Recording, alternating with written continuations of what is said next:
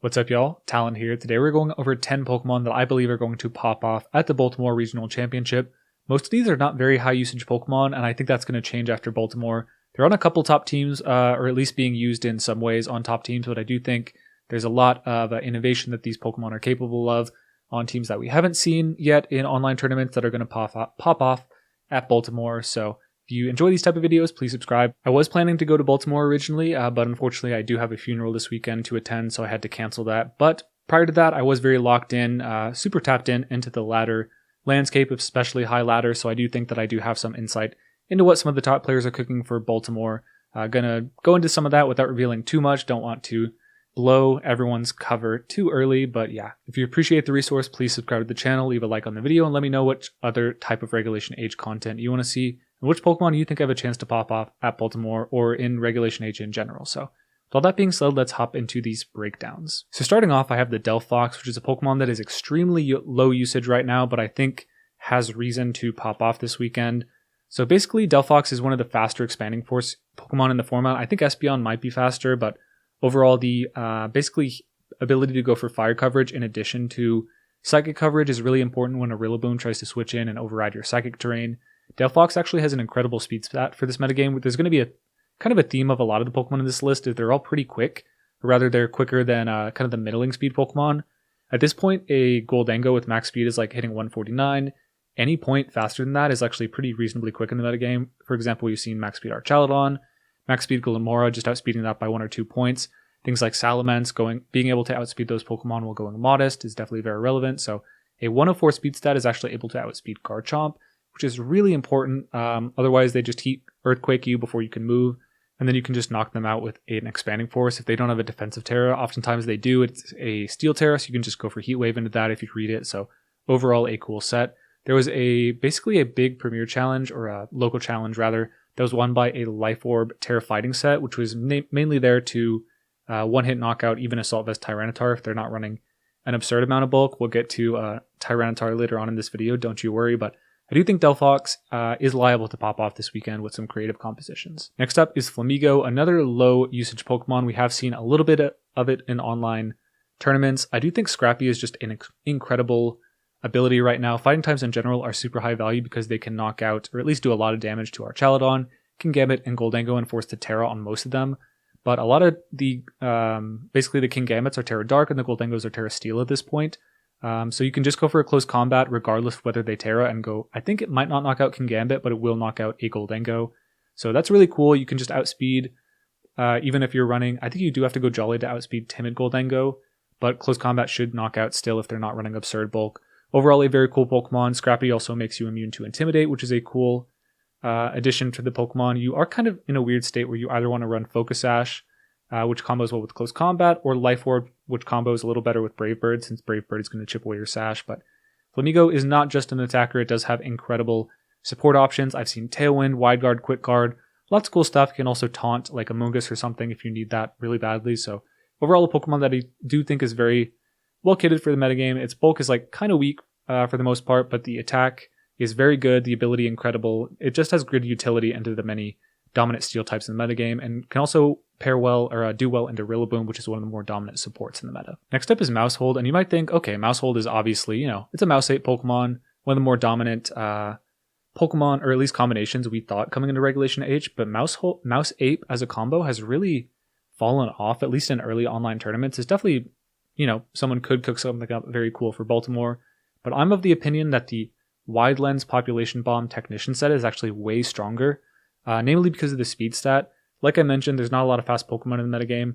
Previously, in Regulation A, when Maushold was probably at its strongest with the Population Bomb set, you had to contend with something like Meowscarada fairly consistently, which could outspeed you and probably knock you out with a Terra Grass Flower Trick. Although we are seeing a little bit of Meowscarada usage, it's nowhere near what it was in Regulation A when it was like basically an A-tier threat.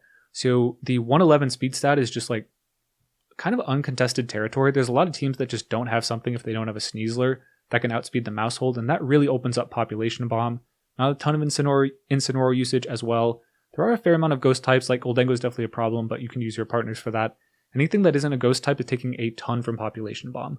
Not a lot of Rocky Helmet on Amoonguss, just because the Pop Bomb Maushold isn't that common either, so I do think this is a Pokemon that people are kind of sleeping on. It's basically like a a discount Ogerpon, where you have the ability to go for Follow Me in situations where your partner really needs the cover fire, but in other situations, you're free to just go for a Terra Normal Pop Bomb. Terra Ghost is also a good set so that you can handle Sneasler a little bit better, resist the Dire Claw, become immune to Fake Out in close combat, and just knock out with Population Bomb. So overall, a very underrated Pokemon. I do expect it to be doing pretty well at Baltimore on some offensive teams. Next up is another Fire type, Ceruledge. Armarouge has been doing well in online tours on Hard Trick Room, but this bulk up Ceruledge did really well in the Victory Road Challenge. It's the first instance I saw of it. It was paired with a coaching Sneasler, which was able to really set it up offensively pretty well. I think it was maybe Grassy Seed Sneasler to pair with a Rillaboom. So you get the Rillaboom Grassy Seed on the Ceruledge, go for one bulk up, bring in the Unburden Sneasler after a U-turn with the Rillaboom,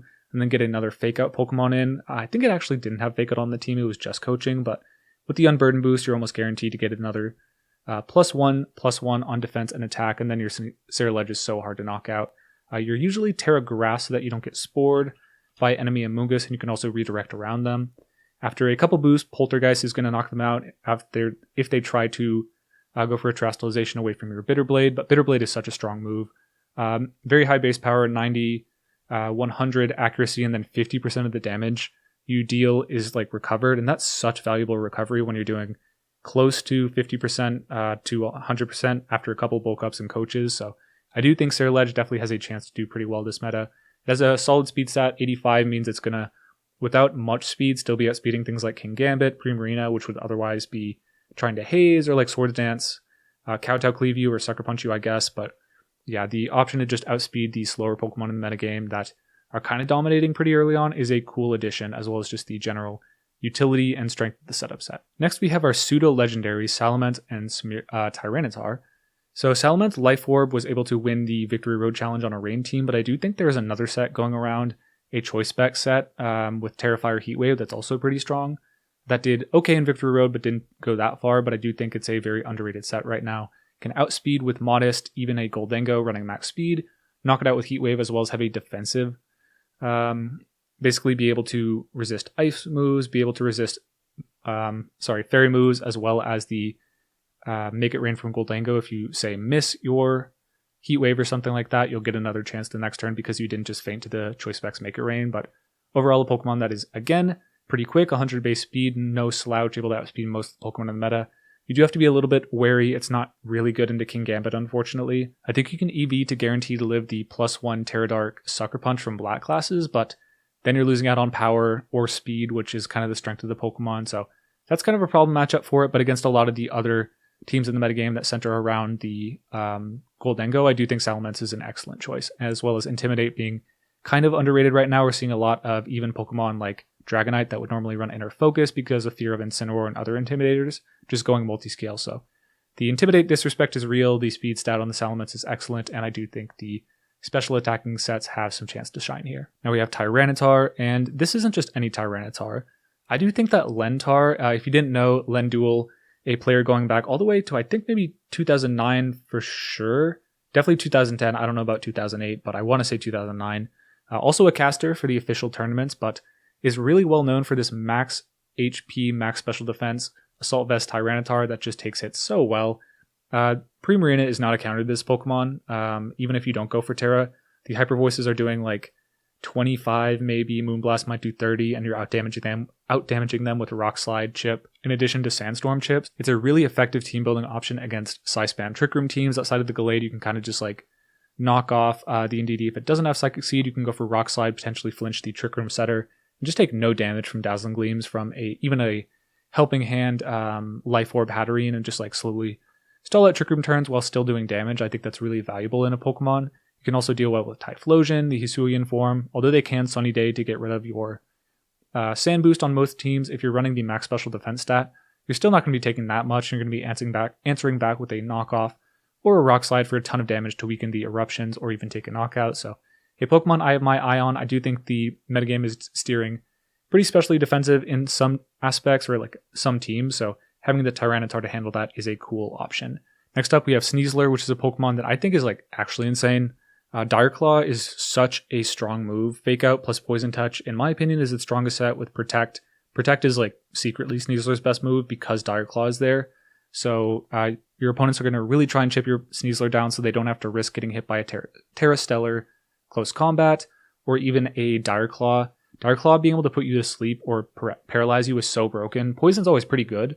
It's solid chip for sure, especially comboing with Protect, but I do think that the just mental damage that having Sneasler on the field does to your opponent, it's like, okay, they could play the turn perfectly, but if you hit a Dire Claw at all into any Pokemon that's not like an Electabuzz, you are just risking putting it to sleep or paralyzing it and completely swinging the trajectory of the battle from that point on. So I do think Sneasler, very broken, going to cause a lot of frustration at Baltimore this weekend. I'm certain of that. Next up is Electabuzz, which has been on a lot of, not necessarily, I'd say more offensively oriented balance compositions because of this one move, Electroweb. So Electroweb is pretty underused in this metagame. I think it's like pretty much only Rotoms that can use it. I guess the Electrodes can use it as well, but Electabuzz is very bulky. You're able to go for multiple Electrowebs with the base 105 speed stat. You're actually outspeeding a lot without even needing many EVs to do so. Like I think maybe 20 or 28 EVs lets you outspeed Pelipper, Timid, like all the time and just get an Electroweb off, which is pretty cool. This pairs really well with some of these slower Pokemon in the metagame to go for Protect Electroweb and then another Electroweb, and then suddenly you're outspeeding the typical like base 100s that would otherwise outspeed you pretty easily. You just need a bit of investment to do that. So it's a cool set. You also have Taunt if you don't want to go for Follow Me in front of Amoonguss with your Vital Spirit, which is a incredible combination. I do think Electabuzz against the Amoonguss teams is just so valuable. It really can swing the rain matchup in your favor. It's pretty solid against the Ursaluna teams. If you can just buy a couple turns against the Amoonguss, you could even taunt the P2. It's an overall incredible pick into those teams and something I do have my eye on coming into this tournament. Almost done. We have Vivillon, which is a interesting pick. I haven't seen it good in many formats, but like I said, the speed stats of these Pokemon is very important. We're only 89 speed stats, so we're not going to be outspeeding base 90s, namely something like a Flamigo is base 90, so you want to outspeed that, but all the slower Pokemon like Archaludon, Glamora, it doesn't really matter against the Goldango because you can't Sleep Powder it, but you're outspeeding a lot of the mid-speed Pokemon in the metagame going for Sleep Powder, which is very, very valuable. With Compound Eyes, the Sleep Powder is becoming, I think, 97.5% accuracy. Hurricane is like 91 or something like that. So able to use moves that are kind of balanced by their low accuracy pretty reliably, which is a cool option, and also using them very fast. Flying coverage is not well distributed in this format, so having a Pokemon that doesn't need to go for a Terra Blast to get the strong flying type damage is solid as well. It's also a good Rage Powder Pokemon. It's not going to tank hits very well, but with Focus Sash you can take 2, so overall a great utility Pokemon. It also has a Friend Guard set, but I do think the Sleep, you'd probably go Tailwind over Sleep Powder on that, maybe. Not sure, you might just want to roll the dice on Sleep Powder anyways, but overall a Pokemon that is very, very pesky against certain slower paced teams. Last Pokemon is Kommo-o, and Kommo-o is really interesting. It has multiple sets that can do well. My favorite is Leftovers Overcoat because I am in the business of respecting Amoonguss, and Overcoat lets you go for Iron. I guess it would probably want to be Terra Steel actually, so that you don't get Clear Smogged after you go for Iron Defenses, but Kommo-o is the strongest Iron Defense user in the format in my opinion. With the natural Fighting Stab, you're just doing way more damage than all the non-natural Fighting type Pokemon. Throat Chop's a cool option against Primarina, so that can't go for Hyper Voice against you in late games. You can go for Terra Steel to get away from the Fairy weakness and then just knock it out with multiple Throat Chops, plus Leftovers Stall. If you have Grassy Terrain, I think you'd probably win an endgame with Throat Chop against a Moonblast spamming Primarina, just because you can Throat Chop away their Hyper Voice as long as you outspeed them, so that's cool. I do think that you do have some utility in the other moves, or the other abilities. You have Bulletproof, if you want to be immune to something like a Shadow Ball or a Sludge Bomb, depending on your Terra type. You also have a Soundproof. If you really want to mess up Primarina's day, you can completely get rid of Throat Chop, run another move like, I don't know, Dragon Claw.